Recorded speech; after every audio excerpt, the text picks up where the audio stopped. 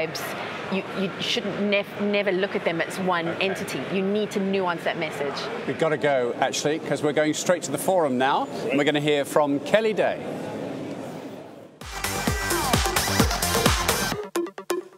Hello, welcome back, ladies and gentlemen. It's lovely to see you all here in the forum here at IBC this year.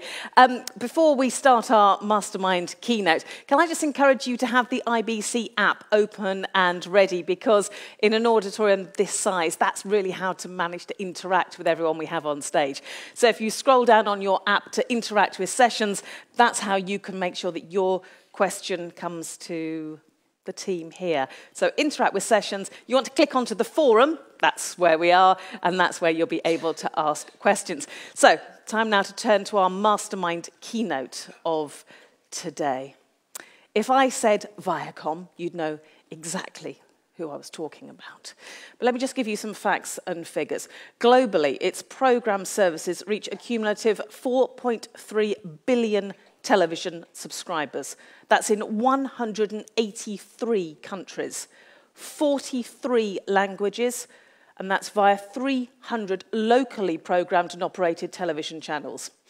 They also own Paramount, the Hollywood studios, and iconic channel brands, including MTV and Nickelodeon.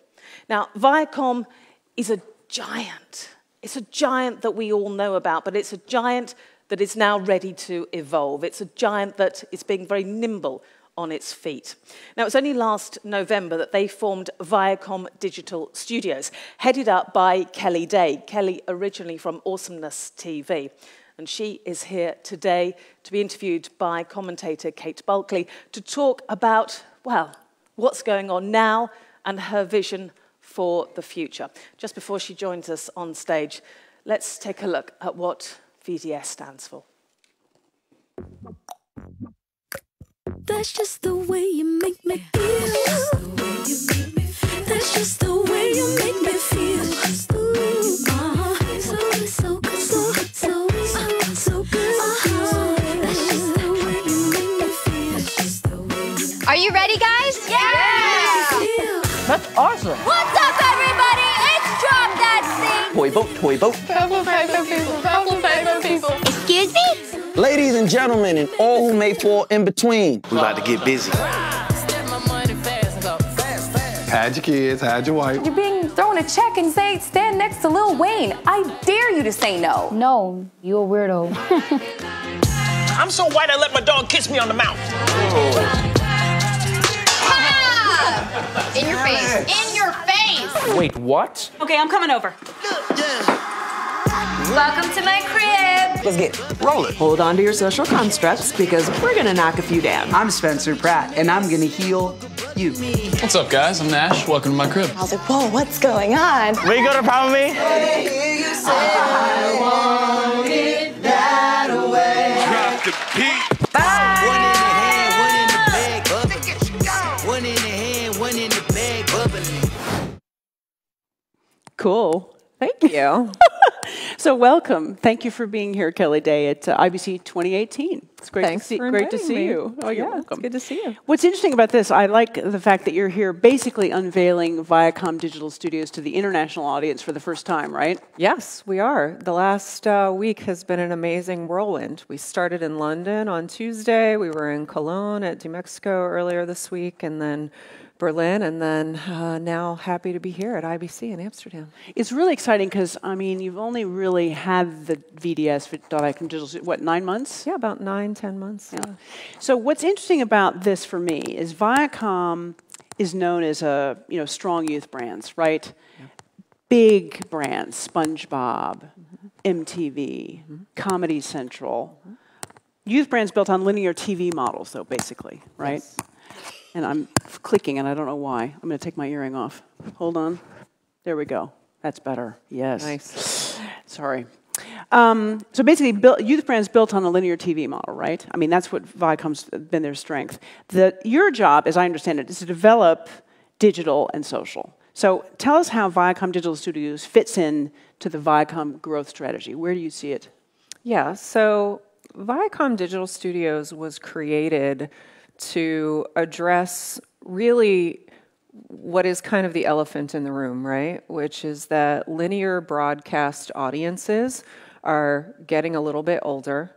Younger audiences in particular are spending a tremendous amount of time on their phones, scrolling through their mobile devices and, on YouTube, Facebook, Snapchat, Instagram, Twitter. And as media brands, and really as brands that are culture creators and really reflect what is going on in youth culture, and as you say, kind of have that legacy and that heritage, right?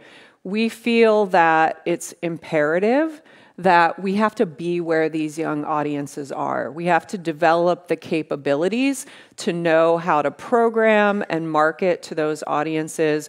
We have to be really skilled at understanding how to build business models around low-cost, high-volume production in order to be relevant and meaningful and to continue to have a really vibrant business in the future. What I like about this is we've got kind of 3 case studies, that's the way I'm kind of thinking about it, and 3 clips that we're going to look at, and we can talk about different elements. We're going to start with, and the sort of the overarching idea is, how do you leverage linear brands in a digital context, right? How do you take a brand that's a well-known brand, like a SpongeBob, right? Yeah. And make it work in the digital world? And I'm not talking about just clipping shorter bits of it, right? Sure. Yeah. So how do you do that? So why don't we talk about the kind of audiences this appeals to and things like that. So set us up for the clip that we're going to see first, which is the Bikini Bottoms. Yep. So next year is going to be SpongeBob's 20th anniversary. It is really, I would say, one of Viacom and certainly Nickelodeon's most iconic pieces of IP, one of our most iconic franchises. And, as you say, Kate, the opportunity for us is, how do you think about leveraging this tremendous IP and, frankly, the awareness and the love, honestly, that audiences have for SpongeBob and have for these characters, and think about it in a way that is completely digital native first, that appeals to, again, that consumer that is kind of quickly scrolling through their phone, and how do you grab their attention and get them to watch something? So the clip that we're going to show is a show. We actually haven't even released it yet, so this is a little bit of a sneak peek. Oh, great. Of a show called Bikini Bottom Mysteries. For those of you who are familiar with SpongeBob, there are a lot of secondary characters in SpongeBob. And the idea, the concept around this show was to look across just literally thousands of hours of SpongeBob footage and develop a new story, short-form story, 5-minute episodes, around these secondary characters and kind of explore what can sometimes be a little bit of a subversive subculture within SpongeBob. And so it's really fun because, we think of SpongeBob, obviously it's a Nickelodeon show and it's a kid's brand, but a lot of adults are very nostalgic and really love SpongeBob. And so this was an effort to appeal to that nostalgia audience and really tell something very fun around these secondary characters. So that's what it is. Cool. Let's roll that clip. Multiple identities, multiple personalities, and multiple wives? Meet Frank the Fish, an average-looking sea dweller with plenty to hide behind the gills. This is Bikini Bottom Mysteries.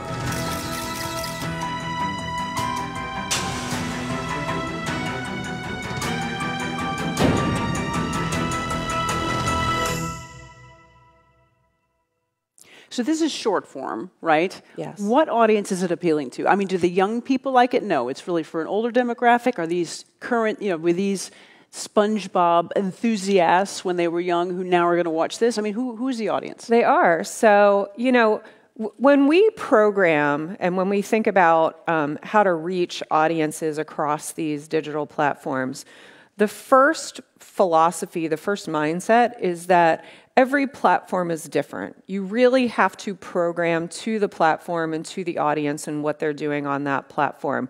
And in the case of Nickelodeon, while we see lots of kids, especially 8 to 12-year-olds on YouTube, we don't see so many kids on Facebook, right? So Facebook has not been a primary platform for younger folks.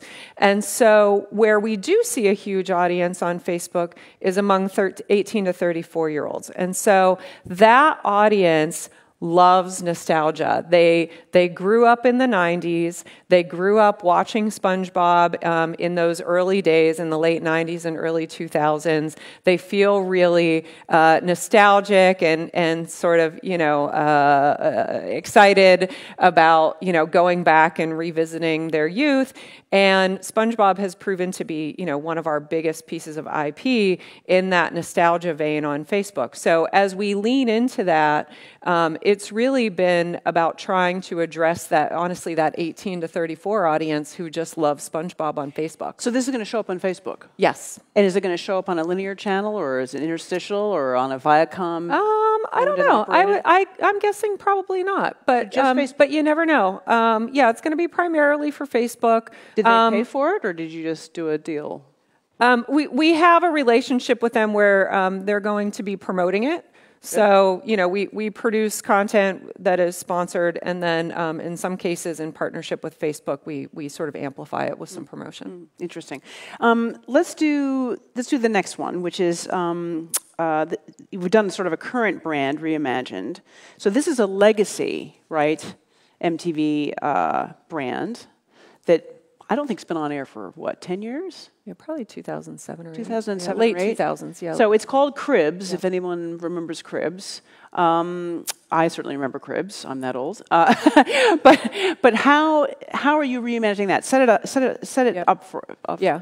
So it goes back to, again, programming for the platform. So Viacom has had a relationship with Snapchat for several years now, and as many of you know, they have the Discover platform, which allows distribution of a select number of channels through Snapchat, but they also create original shows for Snapchat as well. And so about a year ago, Snapchat approached us and said, hey, we would love to think about doing Cribs with you guys, bringing back Cribs, right? So for those of you who remember Cribs, it really is one of MTV's most iconic franchises. It was incredibly successful. And we thought, okay, well, that could be really fun. But of course, Snap is a completely different platform from TV, right? So we had to think about how do we imagine Cribs as a 3-minute episode instead of a 22-minute episode? How do we imagine it as a vertical format, because everything on Snapchat is shot vertically? And how do we think about bringing a whole new generation of more digitally native or sort of youth skewing talent, right? Talent that young people will recognize and be excited about into the show and onto Snapchat. And so what we did was we reimagined Cribs in that format. What I thought was interesting about what you said just before we see the clip is they brought it to you. They did. That's interesting. Yeah. And that has been incredibly exciting, which is that, the platforms, they really understand the power and the strength of the MTV brand, the Nickelodeon brand, the Comedy Central brand. And we've built these very close relationships with all of the various social and online video platforms. And a lot of times we are kind of the go-to place that they will come to and say, hey, we're thinking about developing a show like this. Is that something that you think we could do together? Cool. Let's watch Cribs. I'm Steve Aoki. I'm Najee Houston. I'm Von Miller. Welcome to my crib. The most important room, my studio, Neon Future Cave. This is the best kept secret by my whole house. Skate shoes, chill shoes. You can't get a Super Bowl MVP without the ring. A couple of my cars right here.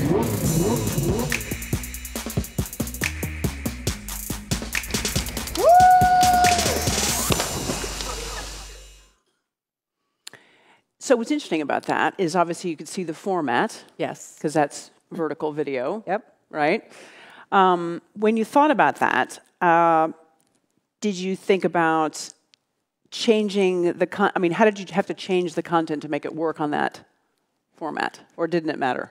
I don't know that it matters so much. You know, since we were completely reimagining the format and how we did it, we just, you know, we developed it and produced it to be shot vertically.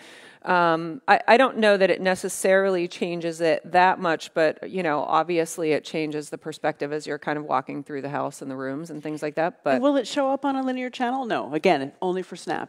No, that was produced exclusively for Snap. It's interesting. You're doing these exclusive deals. That, I mean, the economics must be better that way, right? Because you can actually, if they really want it, you're giving them something bespoke, exclusive. Yes. That should be a much better monetization model than... Yeah, I mean, that is certainly the value proposition for the platform, is obviously being able to have a piece of content or a popular format or show that is made available exclusively to them. And so the nature of our relationship with Snapchat is that we produce the show together, and we have the sponsorship rights to be able to bring in a brand to sponsor the show. And so we did it in collaboration with Snap. We've now done 2 seasons of Cribs. So it's been a great success. And in terms of what it does for Snap or what it does for you, I mean, how many people are seeing this? I mean, do you have some metrics? Tens of millions of people. Tens of millions of people. Yes. And how many episodes have you made of this? We have made at this point about 16 episodes. Yeah. 16. Yeah. Wow. Interesting. Okay. So now we're going to talk about our third case study, classic talk show, right? Where you've creating digital content made from what I sort of see as sort of the in-between bit, the part where the ad break bit. So you're on Comedy Central, the ad comes on, this is the stuff that happens just usually for the studio audience. It's almost like the stuff that was lost on the cutting room floor. Talk to us about this. Cue this up for us. Yeah, so this is a show that I'm really passionate and really love, and so does the audience. So you may be familiar with The Daily Show.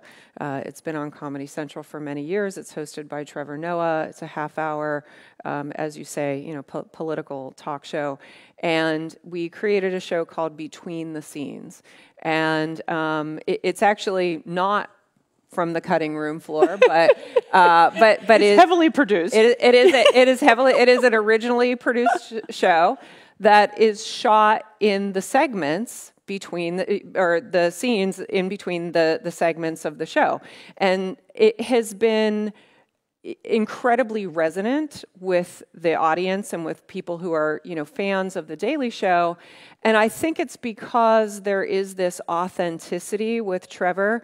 You'll see when we play the clip where he's really speaking to the audience and speaking to the camera, and he's kind of doing things a little bit off the cuff.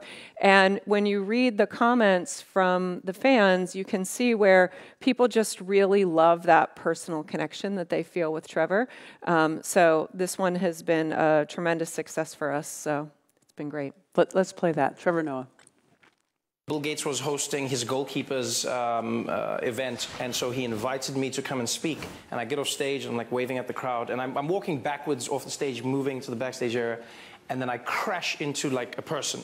And as I crash into them, I see the eyes of people looking at me, and everyone's like, "Oh shit, what have you done?" You know what I mean? And I'm like, "Calm down. Humans bump humans all the time." And I turn, and the person I bumped into was Barack Obama, right? Yeah, and so I turn, and then he's like, whoa, he's like, but literally, his hands are up, and then he's like, watch where you go. And then so I turn, and then I was like, hey man, I'm walking over here, and you should have seen everyone's face. They were like, that's the president of the United States of America. And I was like, yo, man, calm down. And so I was like, hey, how are you, Mr. President? I haven't seen you in a while. And he's like, doing good. How you been? You good? You good? I'm like, yeah, I'm doing good. And like, I'm looking at his face, and I didn't intend this, but I'm looking into his eyes, and I'm speaking to him. And in that moment, I really, like, he's looking really, really good. Like, his skin is looking fuller. Do you know what I mean? No, he doesn't look as stressed as he was. So I'm speaking to him. He's like, how you doing? Da, da, da, da. And then he says that. And then I was like, you're looking cute, Mr. President. And he goes, well, thank you. And I was like, no, I meant like, you look good.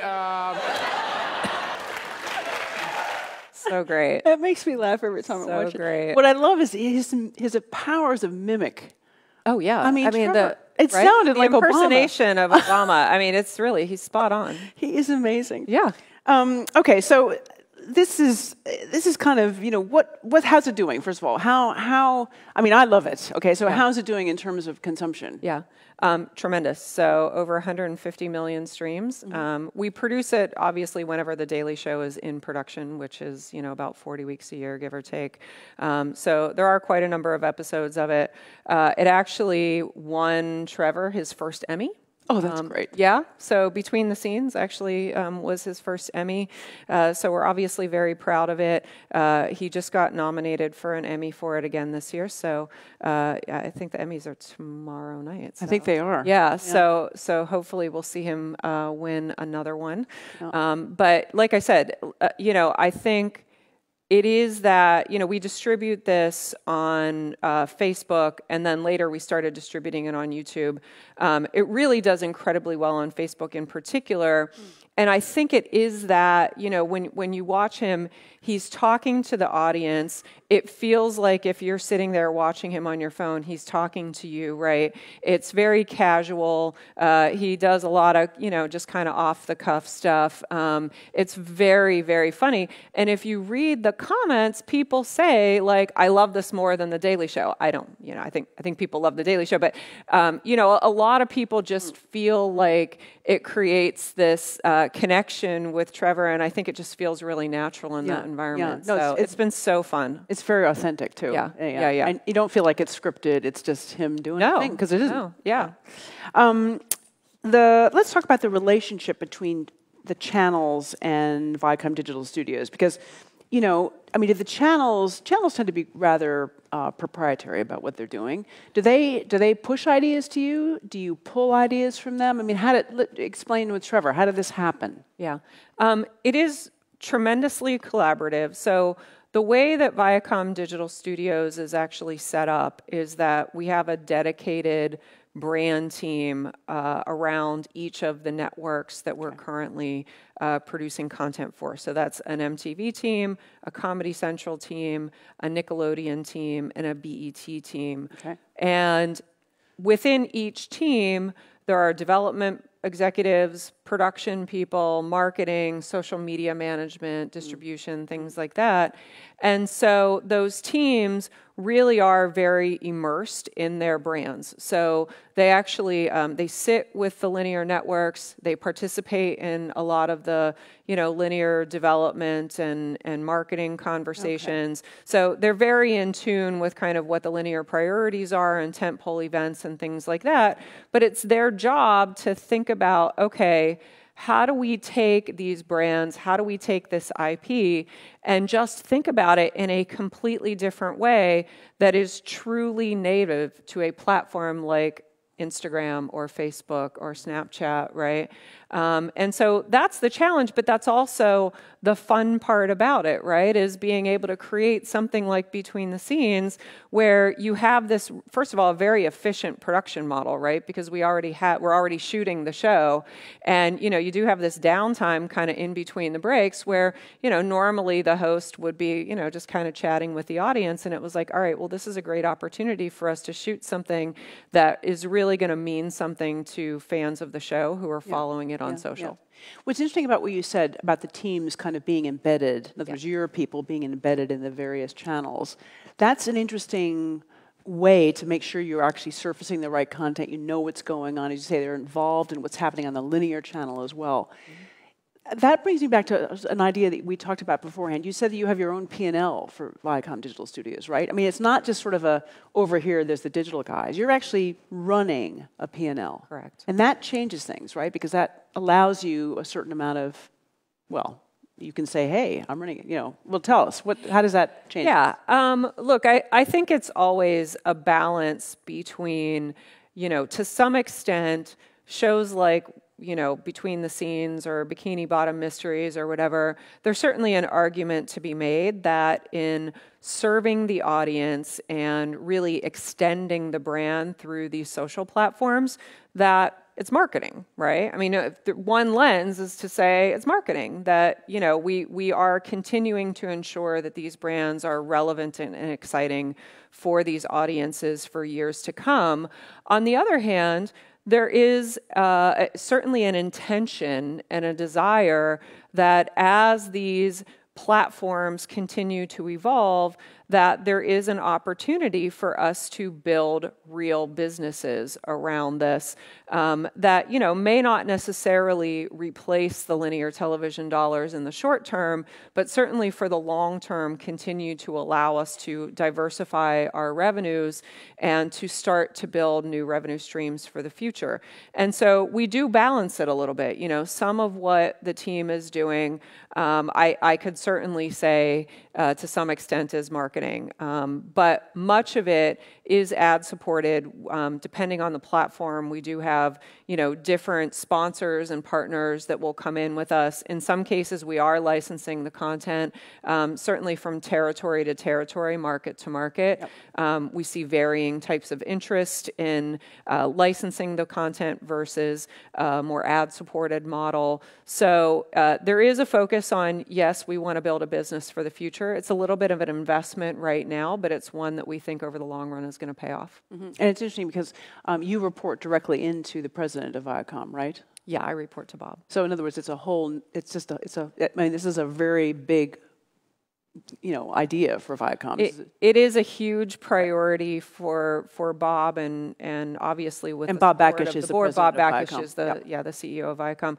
It is a huge priority for Bob and the board, and is really all part of Viacom's very focused priorities around evolving beyond being just a broadcast company or a linear television company into really being a creative company that is producing IP and developing brands that really can be distributed and monetized in lots of different environments. Right. And, Viacom Digital Studios is one of those huge priorities where we are really focused on these non-linear platforms, but we're also investing in consumer products. We're investing in live events.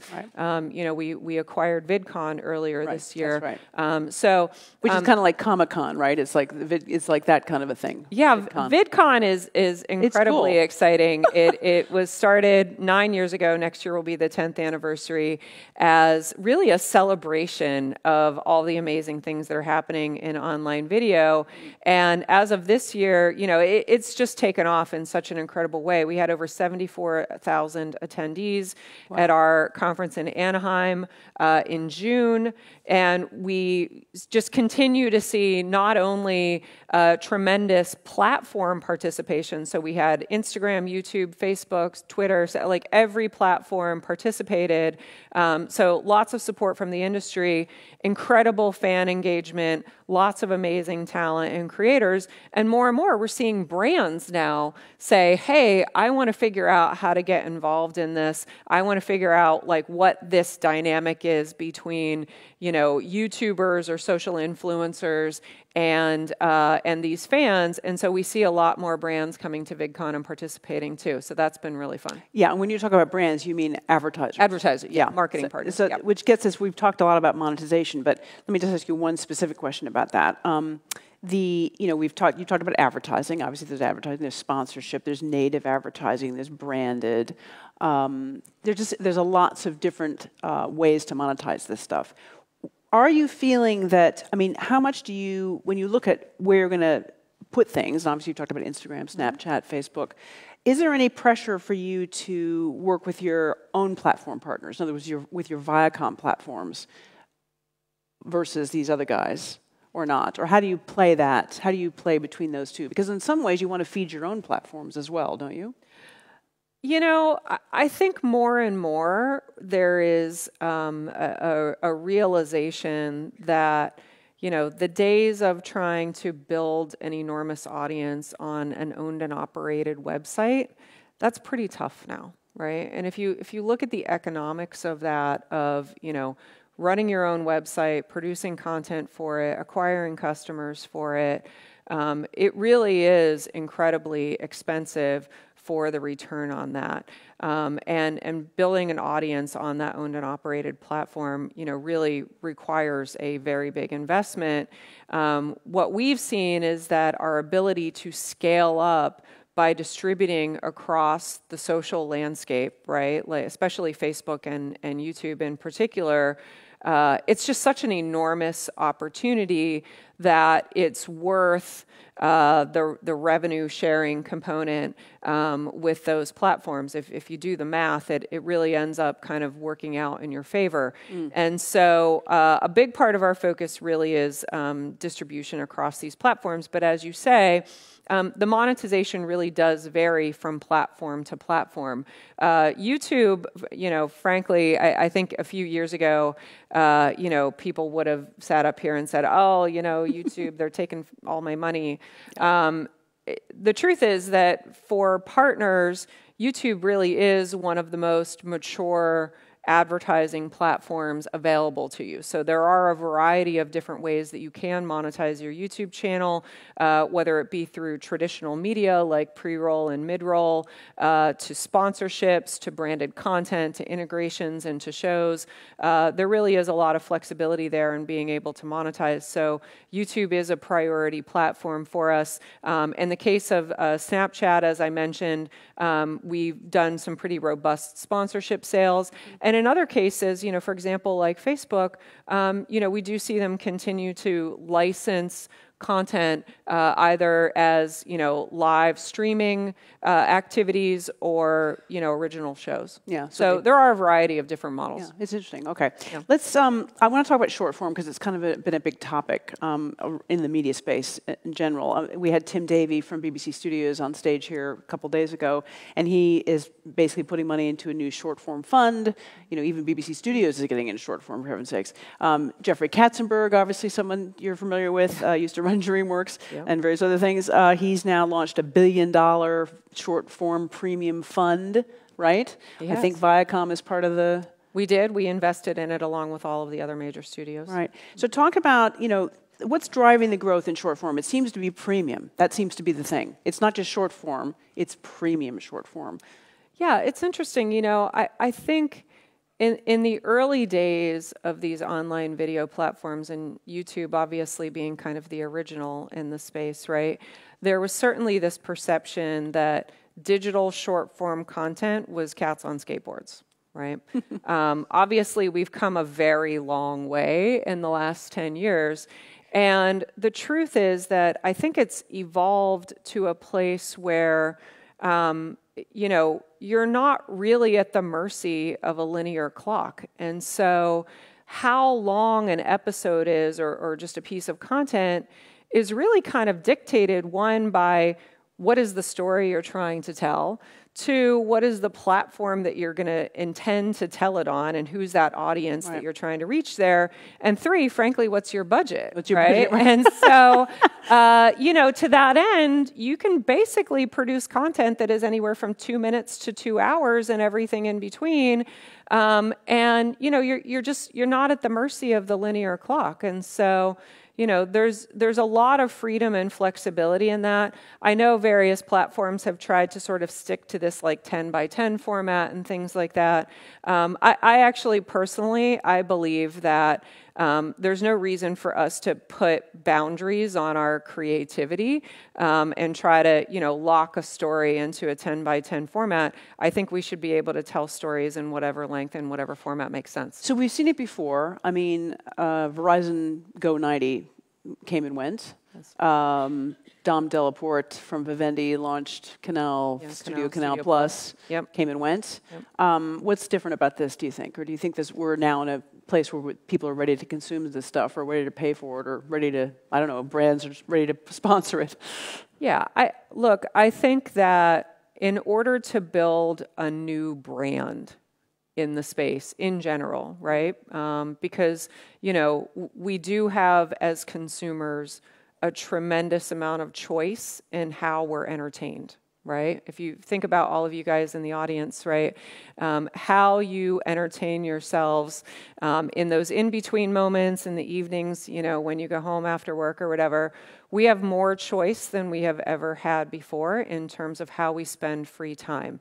And so therefore, building a brand and creating IP that can cut through that and really you know, incentivize and motivate people to spend time with you, it's hard. It's something that's really hard to do. And, you know, as you mentioned, some people have tried and failed. I'm not sure that it's necessarily that the climate has changed, but that, you know, you really do need a very clever combination of an amazing product, the right IP, and, you know, certainly developing original series that will cut through the noise and will get people talking and saying, hey, I really want to watch this. And then having a business model that is accessible to people. You know, the bet on new TV and Jeffrey is, well, first of all, if you've ever met Jeffrey Katzenberg, you would never bet against him, ever. So if anyone can do it, it's Jeffrey. Yeah. He is incredibly persistent and clever and creative. And he does have a very interesting vision. And, you know, Jeffrey has been trying to build this for many years now. Do you have a first look deal with him or not? We are having conversations with them about distributing content. It's not a first look deal, but you know, I think all of the studios that have invested are certainly eager to partner with him on it. Let's move to Awesomeness, because I want to bring that in. You were chief business officer at Awesomeness for what, 4 years? Yeah, I think 4 years. There right? very early. And then you moved to Viacom, and then hey, Viacom turned around and bought Awesomeness. Go figure. That's handy. Gosh. It was fun. It was fun. I'll bet you're like, I know a little bit about that company. Let me tell you about it. Yeah. So how does Awesomeness, which is an interesting, maybe you can talk a little bit about Awesomeness, because it's sort of from short form all the way up to films. How does Awesomeness fit into the Viacom Digital Studios strategy, right? How does it fit in? Well, I think the first thing to understand is what is Awesomeness, right? So Awesomeness is a fascinating brand and company. It started as really a YouTube channel, right? So Brian Robbins, who coincidentally is now at Paramount and runs a new studio there called Paramount Players, when Brian founded the company, it was with the idea that he wanted to build a new brand targeting young girls, teen girls.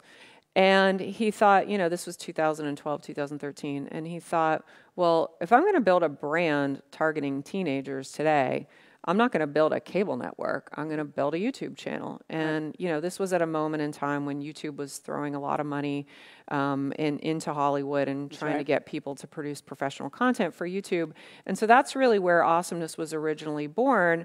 And over the last 5 years has evolved to be not only a very strong brand for teen girls on YouTube, but one of the models that we actually pioneered kind of early on was the idea that, look, this audience, it's not that they don't watch television. I think that there is a misnomer that teenagers don't watch TV, that they spend all of their time, you know, kind of chatting with their friends and stuff.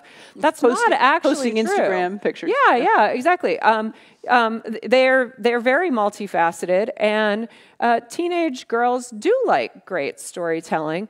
It's just that you know, they don't tend to, as a cohort, watch a lot of linear television. And so the model that we pioneered early on was to really build the brand and build the audience and as a marketing platform on these social platforms like YouTube and Instagram, but to produce longer form series, more traditional television series, if you will, that could be distributed through SVOD and on-demand platforms and eventually feature films through direct-to-consumer models or direct-to-DVD or SVOD, whatever it may be. And so that's kind of the business model that emerged out of Awesomeness. I think the opportunity for Viacom was such a no-brainer because, first off, you know, from a purely audience and ad-supported perspective, you know, Awesomeness as a 12 to 24 female brand fits so nicely in between Nickelodeon and MTV, right? You've got Nick that, you know, kind of maxes out at around 11 or 12, and you've got MTV that is strong in the 18 to 34 space. But Awesomeness really fits this nice gap kind of right in between. Two, you know, they have obviously tremendous expertise in social marketing and social video production, and really knowing how to kind of build and grow the audience on social. But then three, you know, one of our big priorities, of course, again, in, you know, transforming into being a real IP engine, is that Awesomeness has been tremendously successful at creating and distributing original IP television series and feature films for this young audience. And so, you know, really... And also finding new talent. Exactly, exactly. You know, I think we're gonna talk about a new talent, but... So we're trying to cue up a clip now. So let's cue up the clip for us. You know, the clip that we're going to see is an Awesomeness, from the Awesomeness catalog, I should say. All the Boys I've Loved. Just give us a little... So, very, very fun example. We had acquired the book rights, a young adult novel called To All the Boys I've Loved Before. It's actually a trilogy written by a woman named Jenny Han. Very cute story.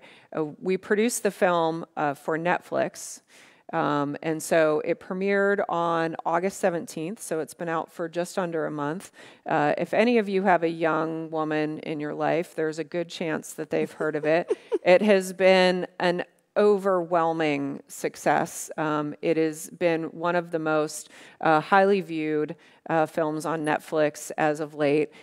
They've been excited about it. We've been really excited about it. And the fun fact about it is that Noah Centineo, who is the very handsome young man who stars in the movie, on August 17th, when the movie premiered, Noah had about 500,000 Instagram followers. He was modestly well-known, but I wouldn't say that he was, you know, getting recognized on the street at that point. You know, he had done a few small parts in, you know, some Disney and Nickelodeon series and whatnot. And in the less than 30 days, it's been about 3.5 weeks since the movie premiered, he's added 11 million Instagram followers. 11 million. His life changed. Yeah. In the last 3 weeks, he's going to be more his expensive life next changed. time you want to use him. Yeah, I'm afraid when we negotiate the sequel, he's going to be a little more expensive than he was the first time around.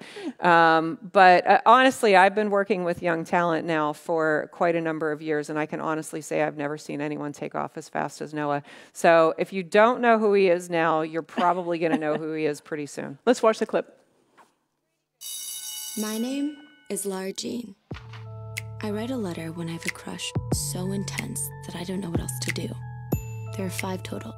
Peter with the beautiful eyes, Kenny from camp, Lucas from homecoming, John Ambrose from Model UN, and Josh, the boy next door. Hey! What are you doing?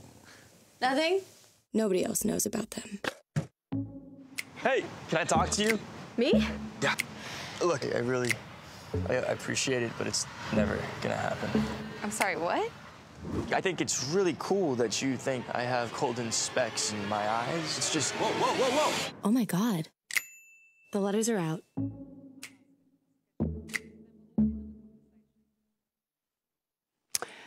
So that was pretty cool, right?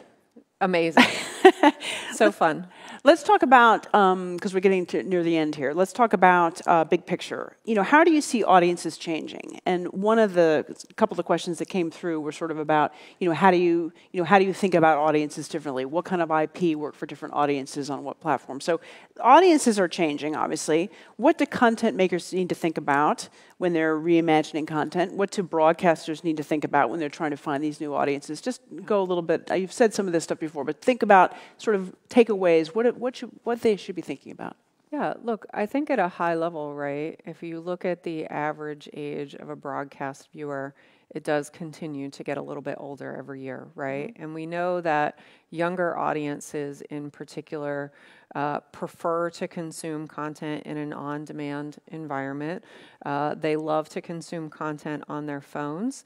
And I think there used to be this idea that people only watched short form on their phones, and even that is starting to change, right? There is much more capacity, particularly with young people, to sit and watch things as long as a 2-hour movie on your mobile device. And so what that means is that as producers and as media brands, right, it's imperative that we really understand how this audience interacts with content, what kind of talent really resonate with them, and who are they going to gravitate towards? Because these younger audiences are incredibly savvy about finding shows and finding talent and you know, telling their friends through social media what's going on.